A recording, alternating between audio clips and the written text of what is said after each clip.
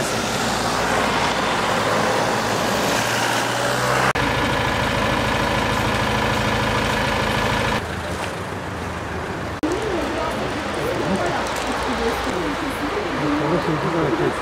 Yani bu pandeminin başlangıcından beri 18 Mart tarihinden itibaren biz de ilk vakamızı alarak halkımıza hizmet sunmaya başladık. Bu dönemde yaklaşık 5000'e yakın bilgisayarlı tomografi yani BT pozitif ve PCR pozitif hasta takibimiz oldu. Bunlardan yaklaşık 1300 tanesini hastanemizde interne ederek yani hastanede yatırarak takip ettik.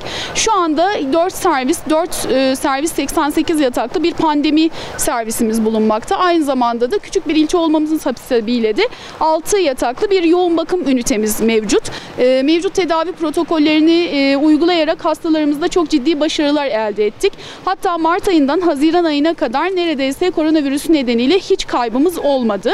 Bu dönemde özellikle hidroksiklorokin ve favipiravir tedavilerini kullandık.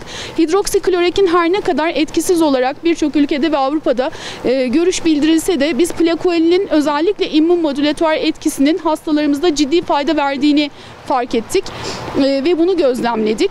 Plakoenil ve favipiravir birlikte kullandığımız hastalarda hiçbir şekilde bahsedilen çok ciddi yan etkilerin herhangi birisine rastlamadık.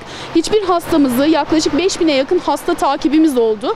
İlçe Sağlık Müdürlüğümüzle beraber ama bu hastaların hiçbirinde hidroksiklorokine bağlı çok ciddi bir yan etki profilini saptamadık, görmedik. Bu nedenden dolayı herhangi bir hastaya medikal bir tıbbi bir müdahalede bulunmak zorunda da kalmadık. Özellikle 250 mg ve 500 mg paskortikosteroid kullanmış olduğumuz hastalarda klinik gidişin oldukça iyiye gittiğini, hastaların solunum sıkıntılarının azaldığını, satürasyonlarının yükseldiğini ve bu konuda ciddi başarılar elde ettiğimizi de fark etmiş bulunmaktayız. %80-90'lara varan doluluk oranlarıyla seyrederken sokak kısıtlamalarından sonra çok ciddi olarak bir düşüş oldu. Bu %20-%30 oranında bir doluluk oranımız var.